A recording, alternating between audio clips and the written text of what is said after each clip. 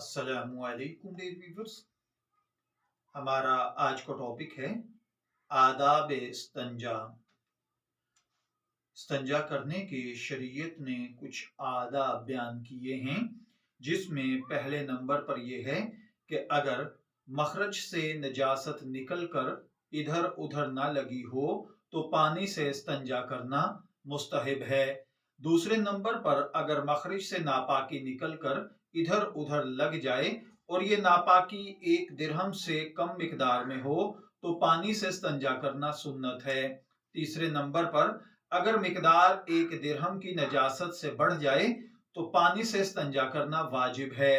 چوتھے نمبر پر صحرا، جنگل یا دیہاتی ماحول میں قضائے حاجت کے لیے دور جانا چاہیے تاکہ لوگوں کو بدبو اور آواز نہ آئے۔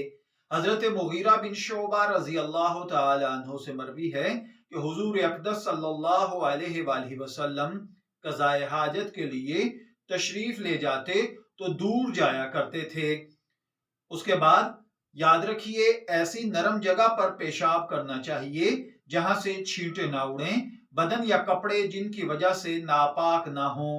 اسی طرح انگوٹھی، کاغذ یا لاکٹ وغیرہ جس پر اللہ تعالیٰ کا اسماء مبارکہ یا آقا صلی اللہ علیہ وآلہ وسلم کے اسماء مبارکہ یا کوئی قرآنی آیات لکھی ہو تو اسے بیت الخلاء میں نہیں لے جانا چاہیے، اتار دینا چاہیے۔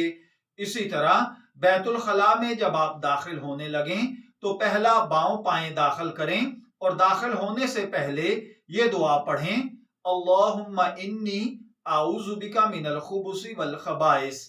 اور اسی طرح جب بیت الخلاء سے نکلیں تو پہلے دایاں پاؤں باہر رکھیں اور بیت الخلاء سے باہر نکلنے کی دعا غفرانک ضرور پڑھ لیں۔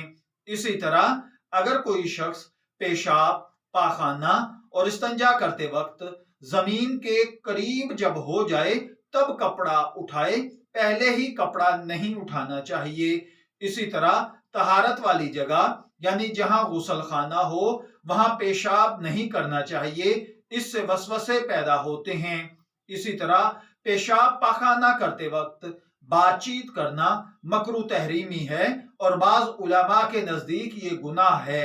اسی طرح بلا عذر دائیں ہاتھ سے استنجا کرنا بھی جائز نہیں ہے، اور اسی طرح راستے میں یا سائے والی جگہ پر یا پھلدار درخت کے نیچے پیشاب کرنا مکروہ ہے۔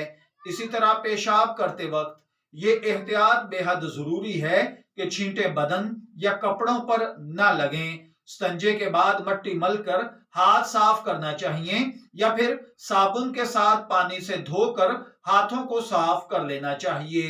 میں دعا گو ہوں اللہ تعالی ہمیں ان باتوں کو سمجھ کر ان کے مطابق عمل کرنے کی توفیق عطا فرمائے۔